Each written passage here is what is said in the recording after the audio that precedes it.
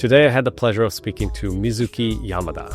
He's definitely one of the most talented artists I know and our newest double jump instructor. His workshop, Master Rigging Apex in Houdini, was just released on double jump, so you can check it out right now. Mizuki currently works at ILM as a generalist, so if you want to learn from the best, now's your chance. Mizuki will fire up Houdini and demonstrate the main chunk of the workshop. We're also going to take a look at some substance designer and compositing. So let's jump right in. All right, Vizuki, thank you so much for being here. I'm sure we're going to have a blast and, talking about your new workshop that just came out, and we can talk about other stuff after you do the demo as well. But I just wanted to thank you for sharing your knowledge, because I feel like the whole reason why we did double jump was so we could share as much knowledge as possible, because I feel like as humans, that's how we progress, right?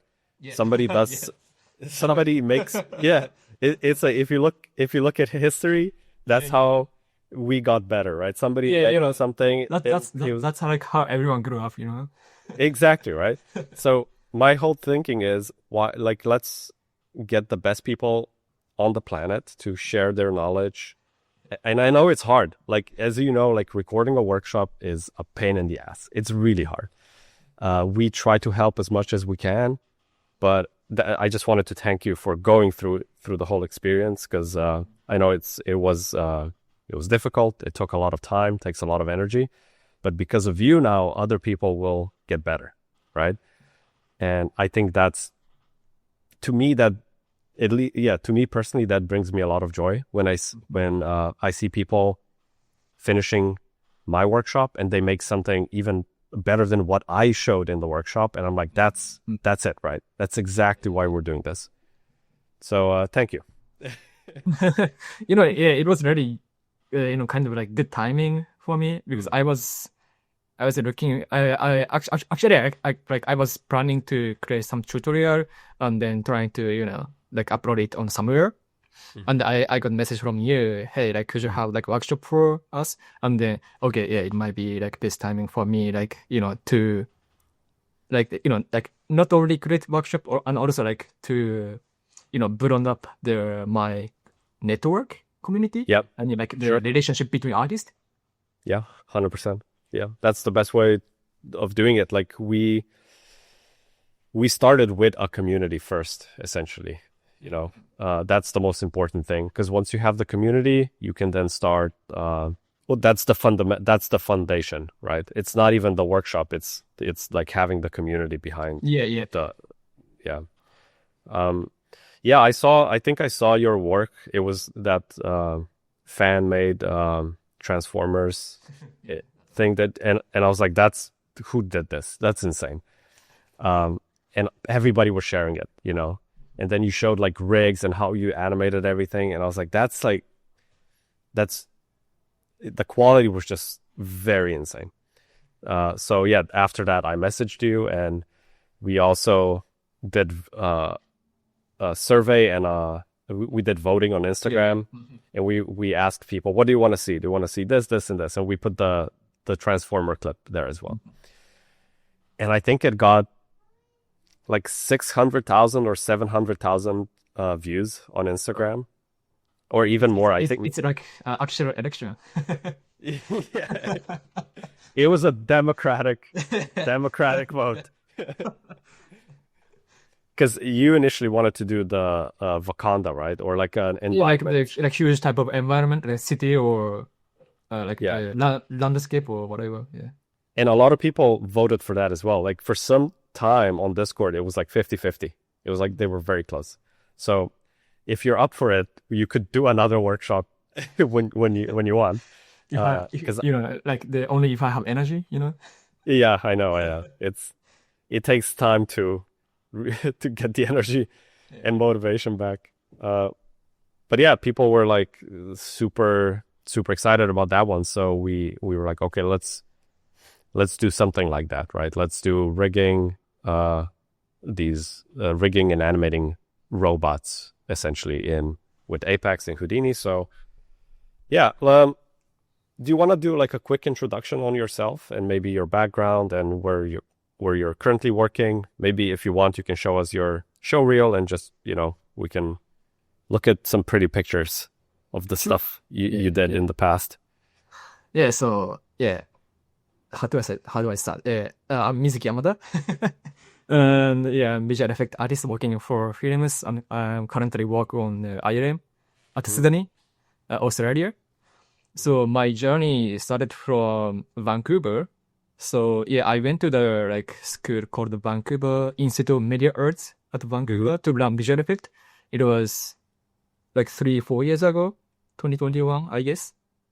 Yeah, the class was learning wide knowledge of VFX, starting from modeling, texturing, and also covering bit of effects and compositing. And yeah, after that, student pick up one of them, for example, FX, and then they make FX template. And if they compositing, they make compositing template. And for me, I really like creating large scale environment, especially city or mountain landscape. So I decided to be environment artist. Nice. Yeah. And after that, I joined the Frame Store Vancouver as environment artist. It's how it's called, the environment technical director. Yeah, and then I worked on a couple of movies there and worked for 2 years, I guess. It was a really good experiment. It was a really good experience. And unfortunately, because of the writer's strike, the Frame Store Vancouver shut down. It was really so sad. So I needed to move to somewhere else, and then I found a job at Sydney here, and then moved to Australia. I guess 1 year ago, right? July or June 2024. And now I'm working for ILM as the generalist. Yeah, that's so. What does that? So when you're a generalist at ILM, how does your day look like? What do you do? What I do? The task is very wide, from modeling, texturing, and also technical support for team. But mostly up to your skill. For example, if you have really strong knowledge for 3ds Max, you will be assigned to the show which 3ds Max need to be used. If you have Houdini strong knowledge, you will be assigned more Houdini based show. So, and also are you more you're more Houdini than 3D? Yeah, I'm more Houdini guy. So I mostly work on the show which we use Houdini a lot. And yeah, the other pattern, if you have strong knowledge of the modeling, then you do modeling for many show, creating asset for this show. And if you are good at matte painting, I think you will have more matte painting tasks. So it's pretty much depends on what the strong point of yourself, So essentially, as a generalist, they can assign different things to you, right? So yeah. So even you, because usually people get a specific role. Let's say if you're an effects artist or a modeler or something. But if you're a generalist, it sounds like you can do multiple things, right? You can sometimes do modeling, sometimes you can do matte painting, sometimes I guess you can do texturing, sometimes you're can you do an environment, and then you do an environment, right? Yeah, exactly. Yeah. So what do you prefer to do? What do you actually want to do? In terms of, because you can do so many things. Yeah. Do you mean as my career or as my personal? No. Well, you can answer both if you want, but let's say, because right now you're a generalist, right? What is the task that you would prefer to work on? Is it modeling, coaching? I can say the large scale scene setup in Houdini. So we always need some guy who how to say. So we need a guy who set up scene setup so that everyone can work on it. Pipeline, for example, almost. Yeah, close to pipeline, but it's more generalist jobs. So when you think about for example, okay, we're gonna work on city. Yeah, okay, we're gonna have 5 people there. but like 1 or 2 people need to be like responsible for like basic setup, and then when you come to like work on like the shot by shot, then like other artists like work on like more small details. Mm-hmm. So like I prefer to work on like this kind of basic setup, like creating system so that like the other artists can work on it like in efficient way, Efficient way. Yeah. Makes sense. Yeah. So that's more a technical job then, right? It's that. Yeah. than the modeling or texture. Yeah. But it feels like you're very artistic as well, right? Yeah. But you just prefer more the technical stuff? Like when it comes to like 100% technical, it feels a bit boring for me. So I prefer to like 50-50 jobs, Mm-hmm. Yeah, I guess that's why you're a generalist, because you can jump a bit between different tasks. Yeah, that's cool. What is the film or franchise you want to work? Obviously Transformers. Transformers. Yeah. I think it's happening, right? Is it Michael Bay that? I think Michael Bay is coming back to. Yeah, there's a rumor. Yeah, Michael Bay is doing something. Yeah. I don't know. Yeah, you don't know. But like Transformer is the film that is not happen every year. Mm-hmm. So if there is no chance, that is it. I don't care. Yeah. Yeah. I think if Michael Bay comes back, obviously ILM is probably going to be doing. I don't know. Because like the last show, the Transformer, the Rise of the Beast. Yeah. Just only NPC and Weta Digital worked on it. Yeah. Well, NBC is not around anymore. So. Yeah. So. Yeah. Okay. But I think the first 3 movies with, I think maybe the first 3 and 4, 5, 4, 5, and also I don't know. First 3, 4, 5, and Bumblebee. I think ILM worked on it. ILM. Yeah, the last one, the Beast, was by the Weta and the NPC. Yeah, and I still think the first one looks the best. Okay, why? Yeah, it just looks the most realistic, and okay, so obviously CGI has improved, rendering has improved. Like even like the Rise of the Beast has like dinosaurs. Those were very complicated models. It was very complicated to animate, but it got a bit out of hand. So for me, it started to look, I wouldn't say cartoony. But it started to look far from like realism, you say? Yeah, but because I like unrealistic things. I'm a big anime fan. Like we talked before, like I love things that are just like super wacky and insane. But for some reason, the first one felt the most grounded, and it actually had good characters and like some storytelling that wasn't.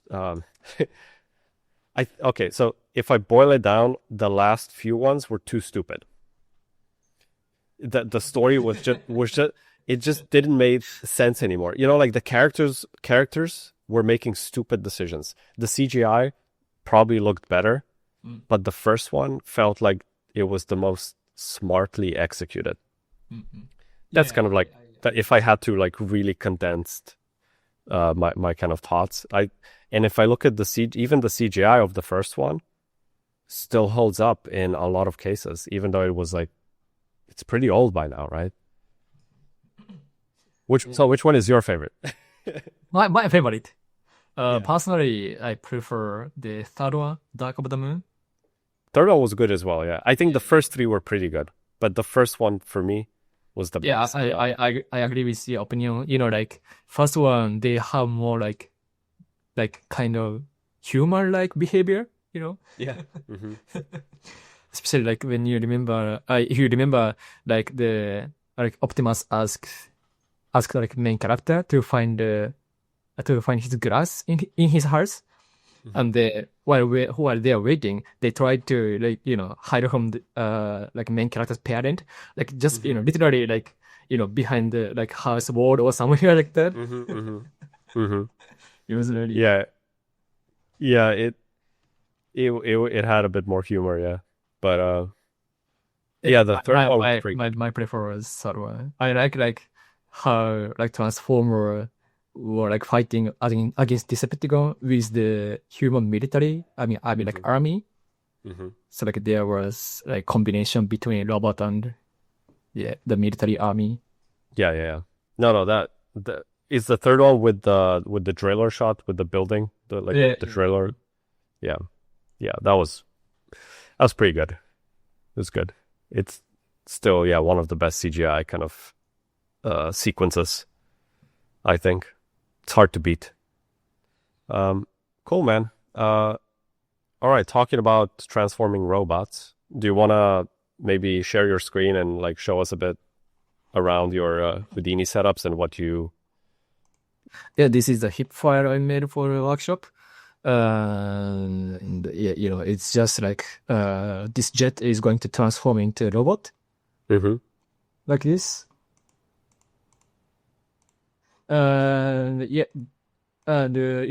how it started was, I just needed like optimize the scene loaded. I'm the model, so like to make the Apex work, we need to have like good naming convention, for the digging and for the animation, So like each primitives, each parts need to have like exactly, ideal naming. So that is how it started. Like here, this is the geometry where I imported the geometry. Like the time down. This is the robot. The camera is a bit broken. Wait a second.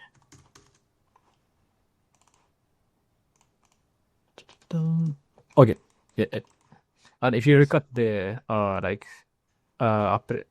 geometry spreadsheet, it has like UVs and it has normal, which is good. But when you look at the like primitive attribute, it has like naming attribute, but it's not the best. It's just like left and left arm, like the body and the leg right, leg left, I guess, and also head maybe. But we need to like we need to have like dig for like each small pieces. So I needed to like split it into like each, how to say, I need to give them good naming. Yeah. That was like first step, Yep, makes sense. So Yes. essentially, that's kind of almost like housekeeping in a way, like naming everything correctly so you can then actually use the names later when you're rigging and animating, right? Yeah. Without it, you need to create the league like like how to say, like each by each. But if you have like good naming, you can use it like kind of or like filter. Yep. If you have like for example, if you have like the kind of index called arm left, you can use that text as like filter to create like leagues for all the parts on your left arm, Sure. Yep. That was first step. Here, if you link up the result,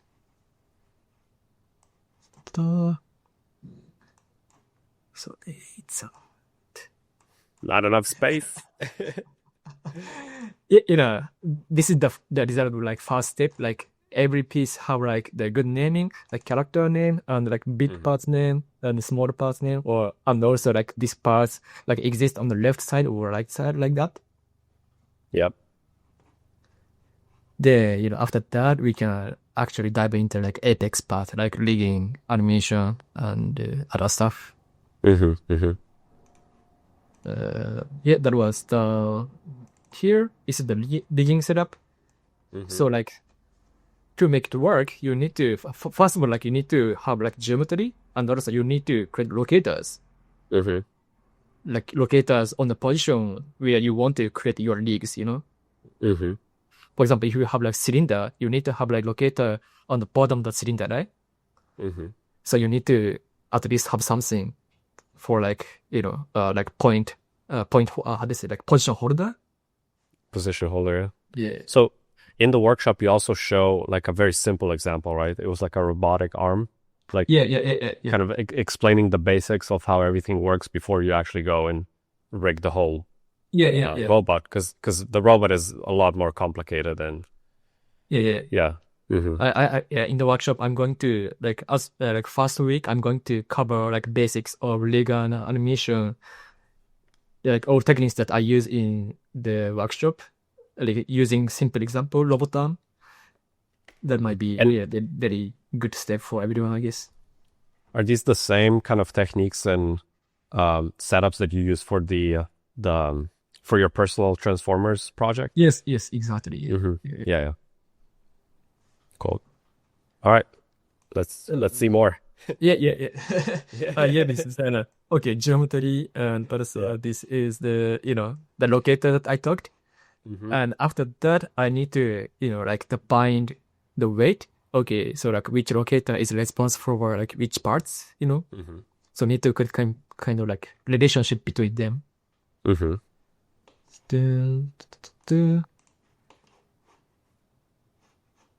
Then this is the this is like kind of like base rig. So this is like generated from this point, and like each point has a relationship with each other. So like like points have a parent relationship. For example, when you move like the locator of your shoulder, like all parts of the left arm need to follow its movement, right? So now it has like how to say, they are the rig relationship. After that, when your like geometry, rig, and everything is ready, you can put everything into Apex system. And then this is where I create rig and controllers, and as a result, you will get something like this. Enter. Yep. All rig is ready. Yeah, that always looks so cool. Simple. Yeah, like in when like studios, when they do breakdowns, I always like seeing rigs. It's just something. It's so satisfying when you see a rig in all colors. Yeah.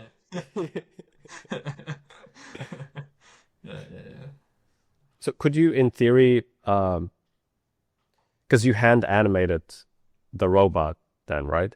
Yeah. Could you, in theory, bring in some like mocap data and put that and like make the robot like dance or like jump around? I think yes. I actually I haven't tried, but as long as your like bone capture data has like good naming and good relationship between them, I think it works. Yeah, cool. Yeah, after that, you just need to put like this data into the animation system, and it was done in here. Like this is like all animation system, and as a result, you will get really like cool animation, like the jet transforming into a robot, and then the fighting pose like that. Nice. So how can you like give us like a simple example? Like how do you even start animating something like that? Because it has so many pieces. Like I don't know where I would start. Can you like do a quick demo on how to even start doing that? Okay. Let me. Sorry, I need to open the. Oh, please cut this here. Oh yeah. That's right. Yeah. Are you seeing my drawing here? Yep. Okay. Then it should be okay. So okay, you were asking how I started, right?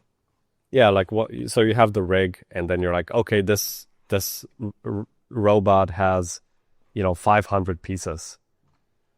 How do you start transforming it? It's like, it looks very difficult.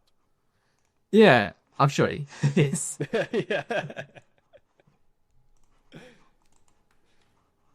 So but the important thing is to analyze the reference.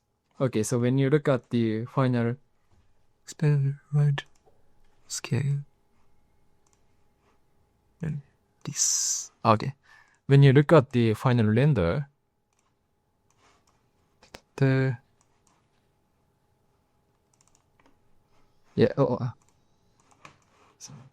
when you look at the final render, a lot of things is happening. But if you like analyze it, you like everything will be very clear. like there are, how to say, I think like mainly like 2 or 3 things is happening.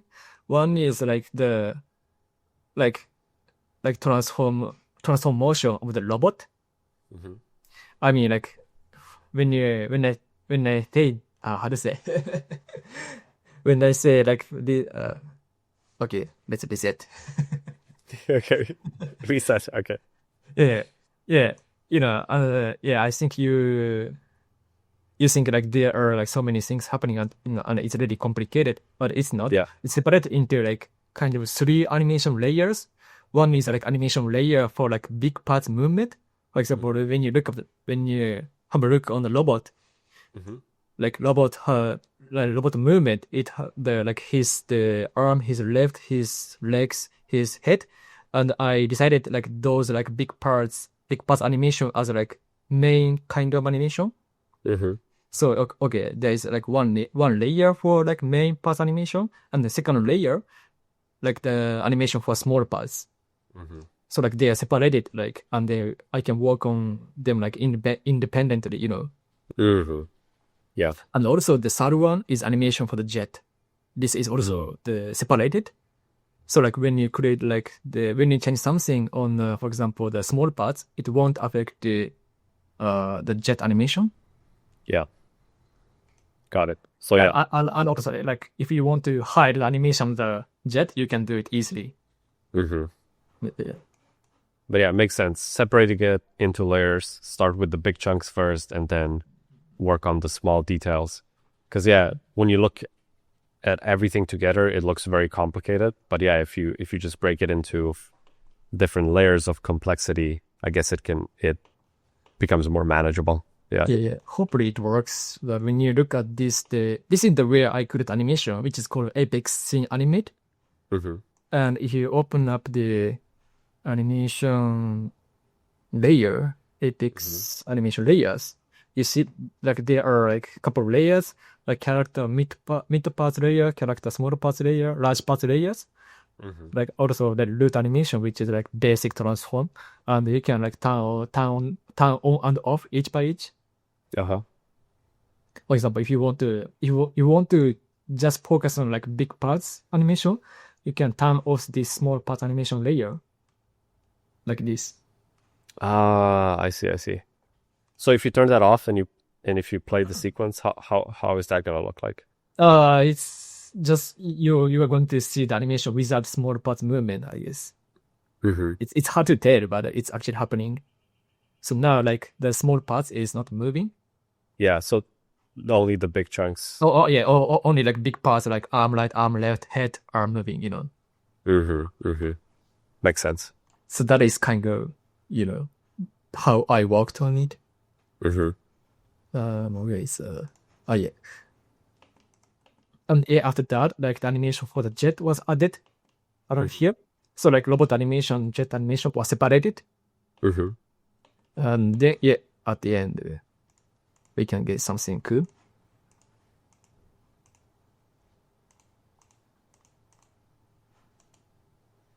Yeah. Nice. Yeah, that's very cool. So is this something that you, let's say at ILM or these studios, are they trying to not switch, but use Houdini for some of the rigging stuff and animations as well? Actually, I have no clue. Mm-hmm. Because that as a generalist, I don't do any big animation. This is like 100% like my personal passion. So I don't know how they work, but I guess at this point they only just use Maya for legal animation, I guess. Mm-hmm. Yeah. You think Houdini might be used more in the future? Because they are they're adding a lot of improvements and things like that, right? Yeah. Or is this a pipeline issue? Because I know. Yeah, it's difficult to say because like usually when companies switch something to something new, they need a lot of like improvement on the pipeline. And I think the past like 10-20 years, like pipeline used to use Maya for legal animation. Mm-hmm. So okay, when they decide their mind to use Houdini for legal animation, that's a lot, Yeah, everybody needs to then learn Houdini. Yeah. Yeah. And also Yeah. pipeline guys, pipeline support team Mm-hmm. need a lot of work, you know. Yep. Makes sense. Sweet. But you know, the good thing about this is like it's really procedure. Like you can always change the big, you can always change the model itself, and it won't break the animation. Mm-hmm. For example, in this case,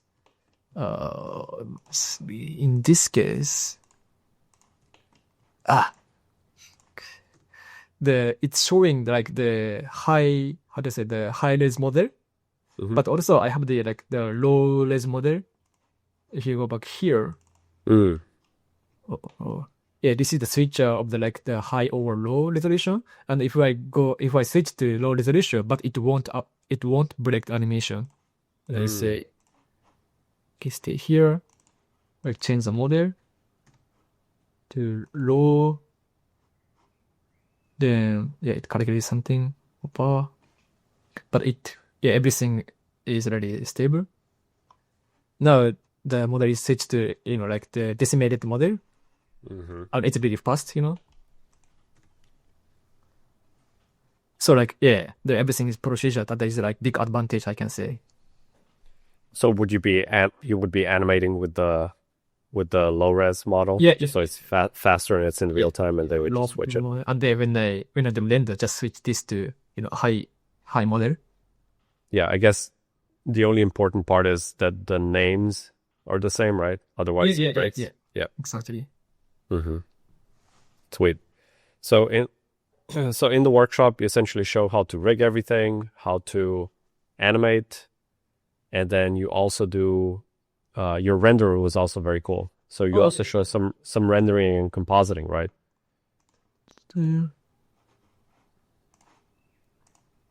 This is the Solaris scene setup. I added the character and also ground mountains and did like couple of scatters for the trees. Mm-hmm.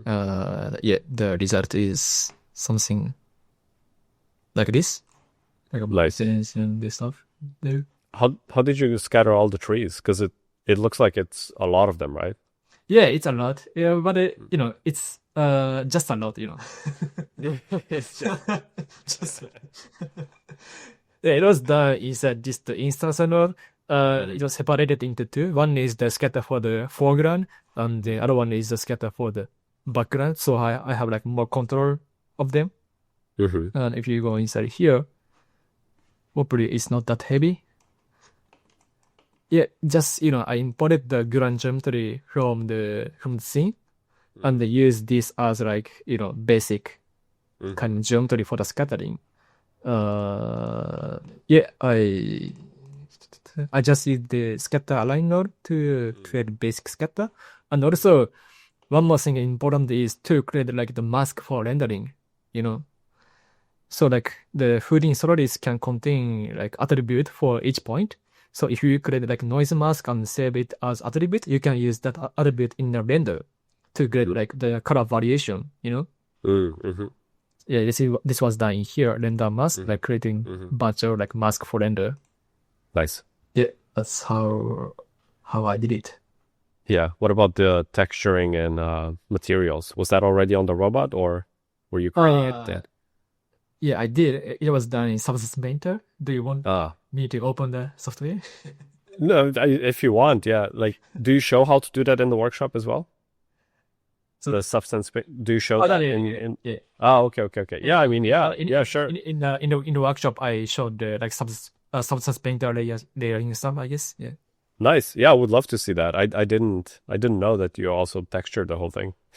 So that's good. Hopefully, I still have a license. Yeah.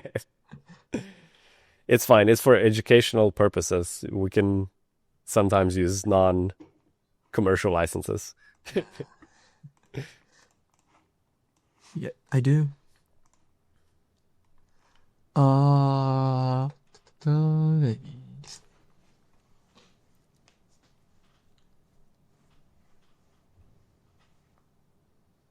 Taking a second. Mm. There we go. Damn, that's pretty good. Looks amazing. Maybe I can hide. Yeah, I think just like really like 5 or 6 materials, like black metal, gray metal, and black metal, metal net, like that. Yeah, and also did a like, couple like decal painting, like those guys, and also like kind of panel patterns on the body Nice. to break it up. And then do you export this as USD back in Houdini? Oh no, it's just exported as that texture image, like that. I guess TIFF or PNG. I can recall, but it's just texture, Yeah. In theory, you could export as USD as well, right? From Substance. Already, I didn't know that. No, I don't. I'm asking you. I don't know. I think no. Oh, okay. Because that would make sense, right? Because if you export it as USD, you would get pretty much everything, and the materials should just work.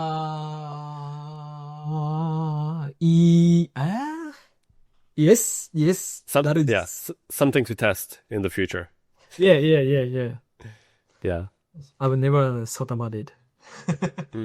That's a good idea. Yeah, but in this workshop, I just exported them as textures, like images. Yeah, and then you were you using Karma XPU or CPU? Oh yeah, both. For the render of the character, I used the Karma CPU because I wanted to get like more detailed, high quality image.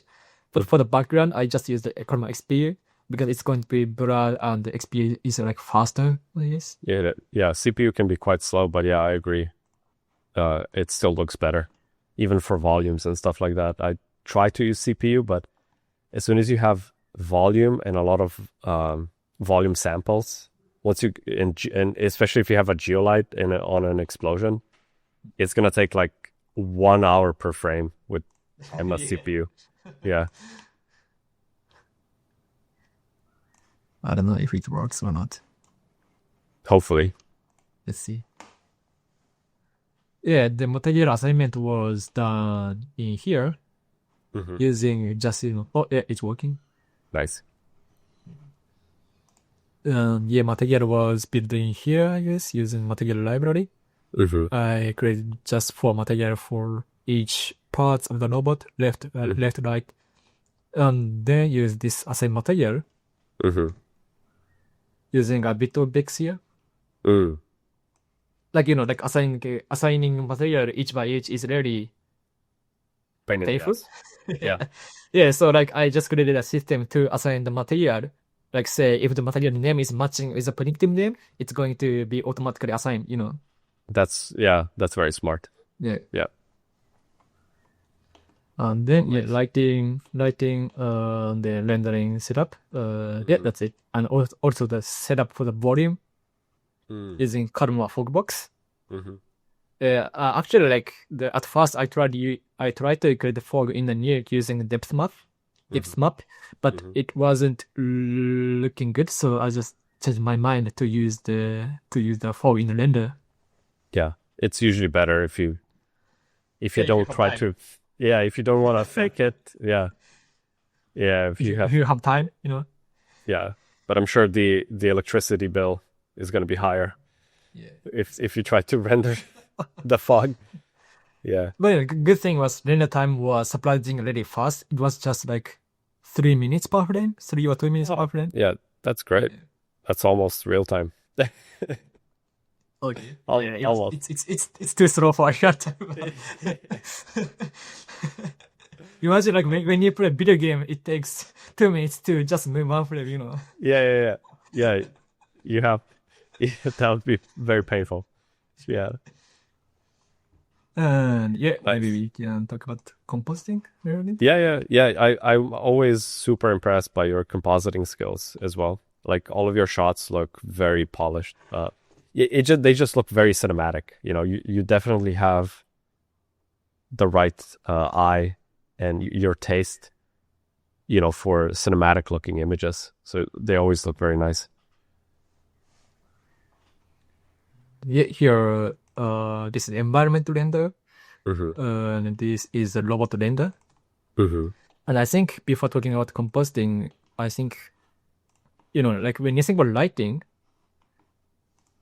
what I tried to get was, like the highlight and also like shadow, Mm-hmm. so that we can get like good contrast in between. Like if you use just like single HDRI, you won't get good contrast, So you need to put like distant or like the rectangular light to get highlight on a robot. Did you render individual lights, like individual passes? As Oh well, yeah, or- yeah, of Yeah. course, yeah. Yeah. So yeah, this is this is the like the direction light, sunlight, Mm-hmm. and this is the environmental light, and each of them were edited a little bit to make it better. For example, the sunlight was I wanted to make it more like yellowish, like warmer, Mm-hmm. and also bit of like color grading back and forth, and then finally the result will be like this. Nice. Before after. Yeah, it's very subtle, but one looks like a raw render and the other one looks like a cinematic render, right? Yeah. And Nice. then combined with the background image. This is the environment render, Mm-hmm. and also the fog render, and then combine it with the HDRI projection. Mm-hmm. Then this is the final and bit of the color grading after that. The final result is something like this. Nice. Yeah. Yeah, looks epic. It's very cool. Were you having any motion blur issues or when rendering? No. I guess Okay. so. I didn't.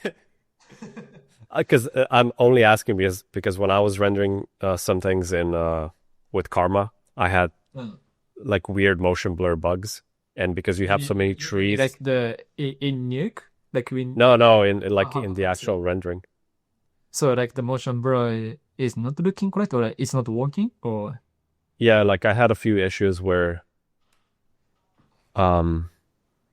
some parts had the wrong motion blur. no. Okay. Yeah. The reason why I'm asking is because your robot has so many different parts and you have also like a billion trees. That's why I asked if you have any issues because like in my case, like the ground and the car that I was rendering, the motion blur was just not working correctly. Even if I cached it, even if I did everything with the objects, like I had to render twice, 2 separate passes because I had to do like some very weird hacks to make it work. That's why I was asking. But if it worked for you, that's great. So I think I just applied the motion blur setting somewhere around here. Yeah, this is Yeah. So like when you turn like motion blur, you just need to change the setting of the sampling for the camera, Mm-hmm. like shutter open, shutter close. Yep. And also you need to add this motion blur node, and then it should work, I guess. Mm-hmm. No.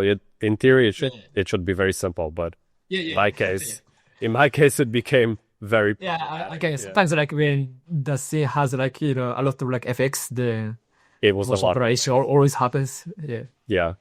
It was a lot of effects, and like on the grains it was working, but on the particles it wasn't working, and then on the model it was working, but not on the ground. So I literally split it in 2 different renders because that was the only way. It was like very hacky. Yeah. Yeah. I sometimes like when your effects has like attribute, it's going to affect the like motion blur setting, like because the Karma motion blur, like I think if I remember correctly, when the object has like the velocity attribute, the motion blur will be changed a little bit, I guess. Not 100% sure. But yeah. Yeah, it can be, sometimes it can be a bit annoying with all the attributes. Yeah. And then USD in some cases has a different naming convention for some of the attributes, so you need to be careful about that as well. Yeah. That's awesome, man. Yeah, I think that's pretty much it, right? Like, Yeah. That's yeah. And also, in the workshop, I'm going to talk about how I created like the breakdown video. Oh yeah, the breakdown is pretty cool as well. These guys, Yeah. it's a really simple setup, but I think people is curious to know. Sometimes the breakdown can take a lot of time. Like, because you need to like rescatter all the trees and like put them on it. Yeah, kind of. Yeah, kind of. If you have like scatter point, you just need to adjust them, the transform of them. That's it. Yeah, but it is actually a lot of work to like. I know like on a few movies, like they had full-time people employed just for the breakdowns. Because it can be very difficult. Like you need to reopen all the scenes. Yeah. And then start putting things, say from multiple artists, Yeah. But then, when you try to show things, you have to do like an exploded view and then, rotate the camera around and re-render everything from different angles. It can be very, take a lot of time. Yeah. Awesome. Cool. What was your favorite part when you were working on this? What was the part you had the most fun on? What was my favorite part? I guess the animation was most fun. Yeah. Like step fun optimizing the robot was not fun for me. The digging, it was really fun, but it's like more technical. But the animation part, you can do whatever you want, Yeah. And also you can see the result soon. You don't have to wait a render, Yeah. If you make changes, you can see the result soon. So you can do like quick back and forth. Yeah. That was really fun. Yeah. So I make a lot of explosions usually, and the simulation part is the part I hate the most. Oh yeah. You just hit the button and then wait for 3 hours. Yeah. And that's the reason why we've made all the tools for making good-looking emitters for explosions. Because if your emitter looks correct, then your explosion is going to look much better. So, because sometimes you would make an explosion, and if your emitter is not good, and you wait 3 or 6 hours, and your explosion doesn't look good, it's kind of gambling. You don't know exactly how it's going to look. So that's why I like spending most of my time on the emitter, because that's fast. You can iterate fast. You see it in real time.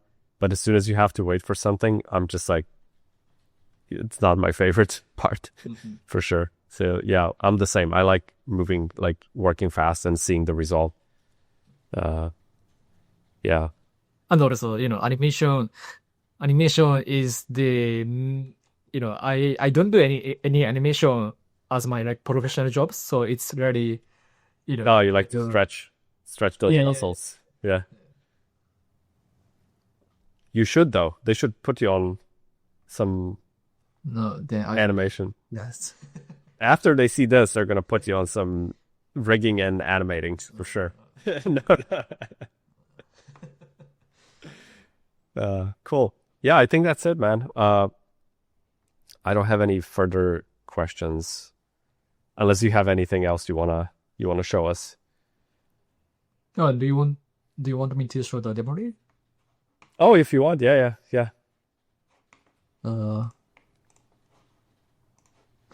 Just created demo reel.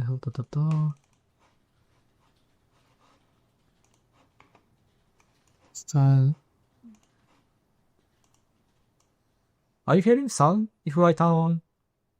No, there's no sound because yeah. Yeah, put some personal stuff on the texturing. Nice. And bit of professional artwork from last year. Nice. Oh wait, what did you do on the Deadpool movie? This one. Yeah. I was just part of the environment. It was not like big task, but did the modeling and texture look there for some buildings. Okay. Really fun part is there is my name here. It's really hard to see. Yeah. Nice. That's very cool. Is that something no one knew that you're gonna do, or?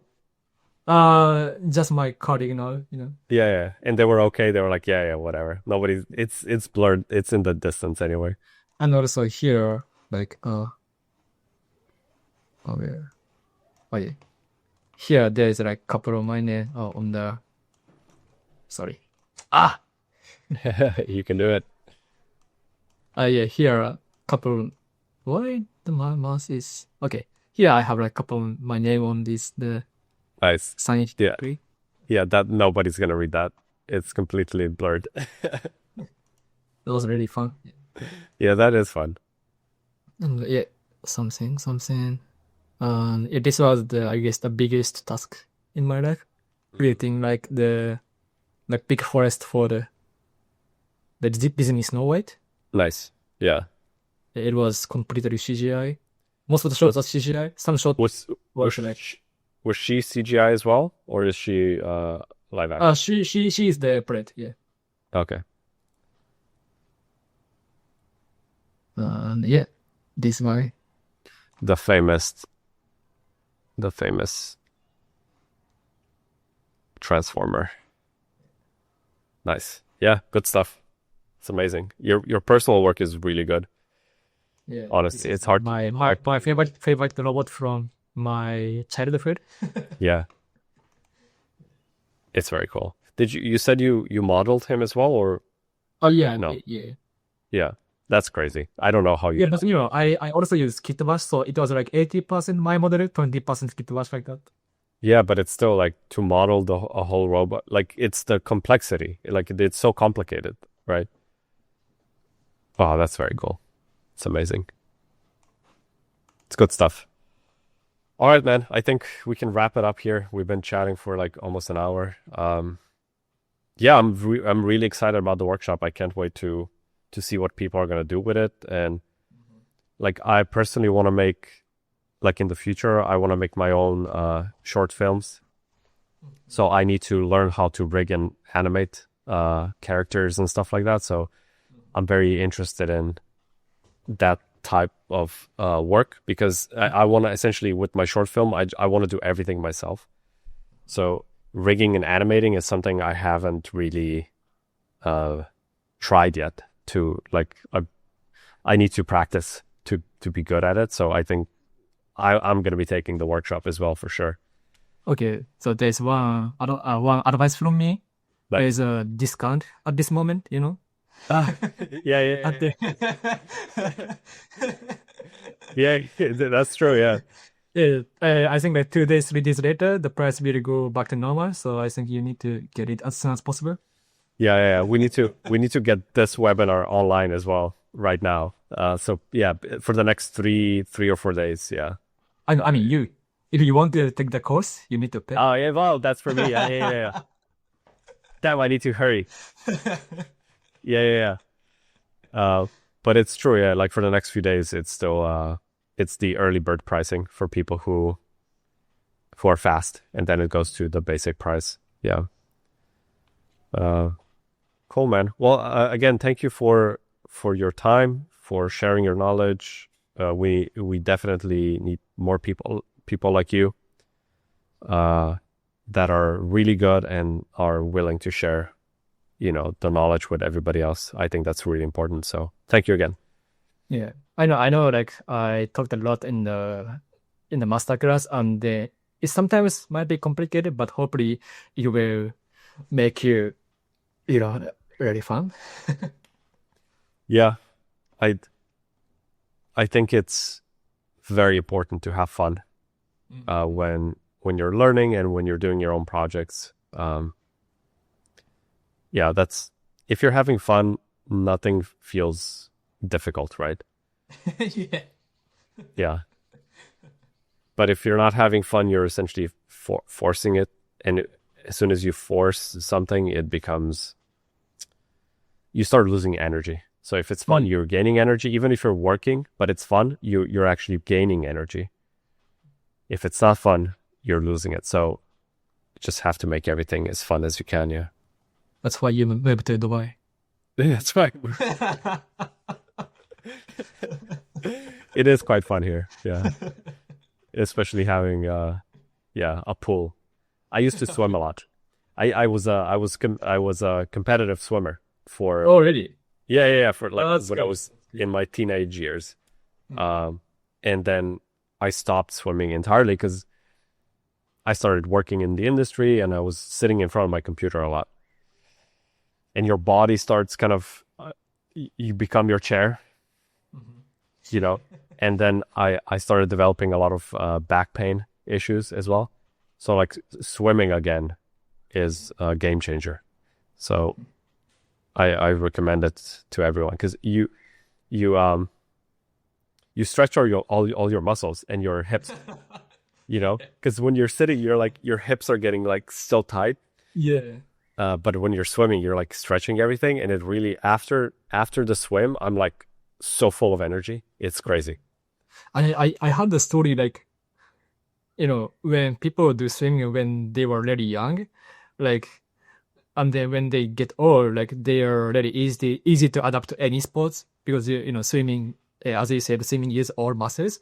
Yeah. So yeah, I think that's Yeah, no, I agree. But I lost the you know, because of sitting all the time, I lost the flexibility. yeah. That's And then everything starts hurting, and then it's really difficult to become to stretch your muscles again so they become more elastic, because it really hurts because they kind of, I don't know, your muscles just freaking you essentially, yeah, you mold into your chair. So it's so funny. We should probably do a workshop on stretching and exercising. No, because it's so important, right? Because we're always working, and literally there are days where I sit for like 10 hours at a time, right? And then I literally get up and my hips are like I can hear the popping in my hips, and I'm like, that's not good. It's not good. then we need to hire an instructor Yeah, to do for CrossFit and swimming. exactly. So, yeah, next workshop is going to be about exercising. No, honestly, we should do it. Like, and everybody who takes the workshop, like if people take your workshop, they get a free exercise workshop as well. So every hour you have to get up and like do some push-ups and jumping jacks and stuff like that. But it's gonna be like the 10 to 20 hour masterclass, or Yes, 100%. 20-hour masterclass on jumping. All right, Vizuki, I think that's it. Thank you for showing us everything. I think it's going to be very cool. I hope people enjoy this, and I hope that you make more workshops in the future, because it's awesome. I think the city one could be a really good workshop, or the Wakanda project could be a really good workshop. There was a lot of excitement about the other projects as well. So once you have the time and energy, we can do part 2. okay. Yeah. Maybe not this year, next year. No, next year. Yeah. Yeah. All right, man. Thanks for everything, and chat soon.